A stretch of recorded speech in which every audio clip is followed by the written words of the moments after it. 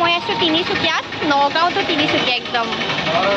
তিনিচুকীয়া টাউনখন বহুত ভালে লাগিছে বাৰু, বহুত ভেৰাইটিজ বস্তু আছে।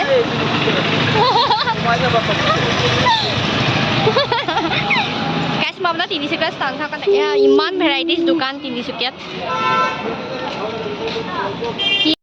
আমি যিহেতু শিৱসাগৰৰ পৰা আহিলোঁ আৰু শিৱসাগৰৰ পৰা বাহিৰে বাহিৰে আমি তিনিচুকীয়ালৈ আহিলোঁ আৰু তিনিচুকীয়াত আমি এদিন থাকিলোঁ। আমি তাতে হোটেলত আছিলোঁ। গাইছ আমি আহিছিলোঁ নগাঁৱৰ পৰা যোৰহাট, যোৰহাটৰ পৰা শিৱসাগৰ, শিৱসাগৰৰ পৰা ডিব্ৰুগড় হৈ তিনিচুকীয়া। এতিয়া তিনিচুকীয়াৰ পৰা কাইলৈ আমি একদম ঘৰ নগাঁও। যিহেতু সেইখন আমাৰ পাওঁতে বহুত দেৰি হ'ল, শিৱসাগৰৰ পৰা তিনিচুকীয়া পাওঁতে ৰাতি হৈ গ'ল, সেইকাৰণে আমি সেইখন হোটেলত থাকিলোঁ। তাৰ পিছদিনাখন আমি টিলিঙা মন্দিৰ যাম আৰু সেইদিনাখন আমি হোটেলৰ পৰা ওলাই তিনিচুকীয়া বজাৰখন চালোঁ। খুবেই ধুনীয়া, তাত মানে ইমানেই ধুনীয়া ধুনীয়া ভেৰাইটিজ বস্তু আছে নহয়, কি ক'ম মানে। আৰু কাপোৰৰ কালেকশ্যনটো এক্সিলেণ্ট মানে। মই তাৰ পৰা এযোৰ ইয়েৰিং কিনিছিলোঁ, তিনিচুকীয়া গৈছোঁ যেতিয়া তাৰপৰা চিন হিচাপে এযোৰে ইয়েৰিং কিনিছোঁ সেইযোৰ, আৰু বাকী তেনেকৈ একো কিনা নাই বাৰু। আৰু মানে বজাৰখনত গৈ ইমানেই ধুনীয়া আছিল আৰু ইমান ধুনীয়া ধুনীয়া কাপোৰৰ কালেকশ্যন, ইয়েৰিঙৰ কালেকশ্যন, চেণ্ডেলৰ কালেকশ্যন, মানে কি ক'ম আৰু বহুত ধুনীয়া।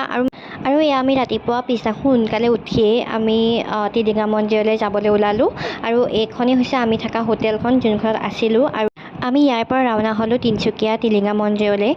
আমি ৰাতিপুৱা সোনকালে গৈছিলোঁ, সেইকাৰণে আমি 7:30 মানত তাত পালোঁগৈ। আমি ধুনীয়াকৈ চাকি বন্তি প্ৰসাদ লৈ লৈছোঁ আৰু এয়াই হৈছে টিলিঙা মন্দিৰ। সঁচাই মনটো বহুত শান্তি লাগিল তাত গৈ, মানে বহুতেই এটা শান্ত পৰিৱেশ। আৰু ইয়াত লোকবিশ্বাস মতে কোৱা হয় যে টিলিঙা বান্ধিলে সকলোৰে মনৰ আশা পূৰণ হয়। সেইকাৰণে আমিও বান্ধিলোঁ, মই, দাদা, ভিনদেউ, বা আমি সকলোৱে বান্ধি পেলাই প্ৰসাদটো দিলোঁ। আমি সেৱা চেৱা কৰি আকৌ আমি ৰাওনা হ'লোঁ ঢলা শদিয়ালৈ। এতিয়া আমি আছোঁ ঢলা শদিয়া ব্ৰিজৰ মানে ব্ৰিজৰ ওপৰত। মজা লাগিছে। ওপৰৰ পৰাতো মানে বহুত শুকাই গ'ল গাইছ, মানে বালি চাৰ ওলাই গ'ল। এতিয়া মই গৈ আছোঁ কইনটো পেলাবলৈ। কিবা কয় ন এনেকৈ পেলাব লাগে নদী হ'লে, ডাঙৰ নদীত পেলাওঁগৈ আৰু এয়া।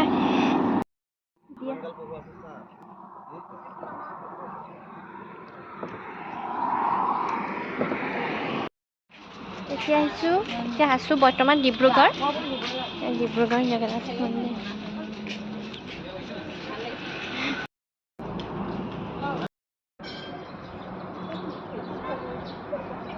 আমি যিহেতু তিনিচুকীয়াৰ পৰা আহিছিলোঁ ডিব্ৰুগড়লৈ, সেইকাৰণে আমাৰ পাওঁতে 1:30 মানেই বাজিছিল। আৰু তেতিয়া পুৰোহিতজন নাছিলে, মন্দিৰৰ দৰ্জাও বন্ধ আছিলে। আমি সেয়েহে বাহিৰতে চাকি বন্তি জ্বলাই তাত সেৱা কৰিছোঁ। প্ৰত্যেকভাগ মন্দিৰতে আমি সেৱা কৰিলোঁ আৰু সেৱা চেৱা কৰি ধুনীয়াকৈ তাত অলপ টাইম ৰ'লোঁ আমি।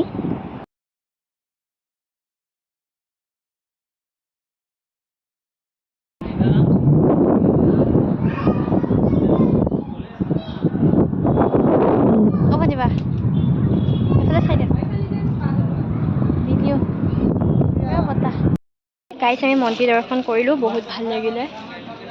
মই এবাৰ প্ৰথম আহিছোঁ, সঁচাকৈ বহুত মজা লাগিল। আৰু কিন্তু আমি মানে দৰ্শন পূজাৰীজন নাছিলে, দুৱাৰ বন্ধ কৰিলে, কিন্তু হ'লেও সেনেকৈ কৰিলোঁ। আৰু এয়া মামনে ষ্টিকাৰ কিনিলে, খুব ফূৰ্তি তাই ষ্টিকাৰ কিনিলে। এতিয়া আৰু ঘৰ মোৱা পক্ষী ঘৰ যাওঁ আৰু ভাত খাই।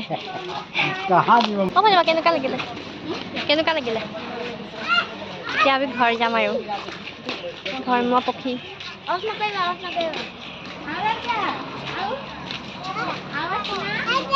আজি দৰ্শন কৰিলোঁ প্ৰথমবাৰ, বহুত ভাল লাগিছে। জয় জগন্নাথ। আৰু এইফালে আমি মন্দিৰৰ পৰা আহি যিহেতু আমি ঘৰলৈ আহিম, সেইকাৰণে তাতে আমি ভাত খালোঁ হোটেল এখনত। আৰু ভাত পানী খাই মামনে পৰা মিঠা পান খাই মামনে মই পৰা কথা পাতি আহিছোঁ। আৰু এয়া আমি পাওঁতে ৰাতিয়ে হ'ল। আৰু ৰাতি আমি আমাৰ নগাঁৱতে থকা হোটেল এখনত ভাত খাই আমি ঘৰলৈ আহিলোঁ। তো আজিৰ ভিডিঅ'টো ইমানখিনি আছিলে। আমি আপাৰ আছাম যোৱাৰ কি কৰিলোঁ, কি চালোঁ।